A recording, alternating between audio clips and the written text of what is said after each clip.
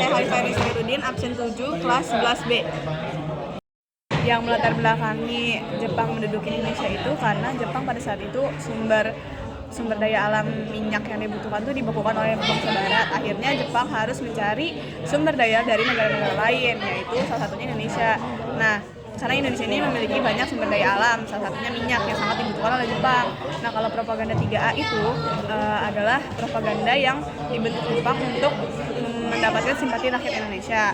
Nah, propaganda ini tuh memiliki slogan, yaitu Nippon Cahaya Asia, Nippon Pelindung Asia, dan Nippon Pemimpin Asia. Nah, gerakan 3A ini itu awalnya dilakukannya kepada warga-warga nasionalis yang lemah tapi gagal, kemudian dilakukan kepada warga nasionalis yang bersikeras.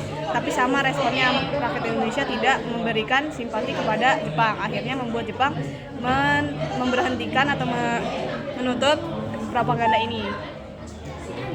Yang saya ketahui tentang Kekaisaran Hirohito itu Kekaisaran Hirohito itu adalah sebuah kekaisaran yang lahir pada saat gerakan 3A dimulai. Kekaisaran Hirohito adalah pemimpin Jepang yang memimpin Jepang pada saat Perang Dunia II. Pada saat masa pemerintahannya, Jepang banyak melakukan ekspansi ke negara-negara lain. Nah, ini juga membuat Jepang akhirnya menjadi negara yang demokratis dan kuat ekonominya. Nah, tapi ia mengalami kekalahan pada saat Jepang dibom atom.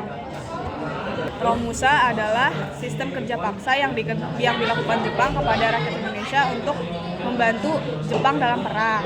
Nah, sistem kerja paksa ini tuh dilakukan kepada rakyat Indonesia untuk membangun pembangunan jalan, jembatan, fasilitas-fasilitas militer. Nah, tapi rakyat Indonesia itu diperlakukan dengan sangat buruk dan tidak mendapatkan upah. Contoh nyatanya tuh kayak pada saat pertanian. Indonesia melakukan pertanian tapi hasilnya itu dikasih ke Jepang semua. Indonesia hanya menerima 20%. Kayak gitu. Alasan sekutu membom Hiroshima dan Nagasaki itu karena Hiroshima dan Nagasaki adalah kota pusat militer Jepang. Nah, Hiroshima dan Nagasaki dibom itu untuk membuat Jepang menyerah kepada sekutu tanpa syarat. Dampaknya bagi Jepang itu, akhirnya mereka mengakhiri Perang Dunia. Kemudian Jepang kehilangan statusnya sebagai negara kekuatan militer. Dan akhirnya sekarang Jepang menjadi negara yang damai. Nah, terus dampak-dampak yang terjadi karena kedudukan Jepang di Indonesia itu ada dampak positif dan dampak negatif. Kalau dampak negatifnya itu terjadinya penderitaan akibat sistem kerja paksa atau Romusa tadi, terus terjadinya penindasan, terus eksploitasi. Karena adanya eksploitasi sumber daya alam, ekonomi di Indonesia jadi menurun. Nah, kalau dampak positifnya itu, Indonesia jadi mendapatkan basic pendidikan kemiliteran yang sampai sekarang dipakai menjadi TNI itu. Kemudian Indonesia juga jadi memiliki sikap nasionalisme yang tinggi. Nah, terus industri Indonesia juga berkembang setelah datangnya Jepang ke Indonesia.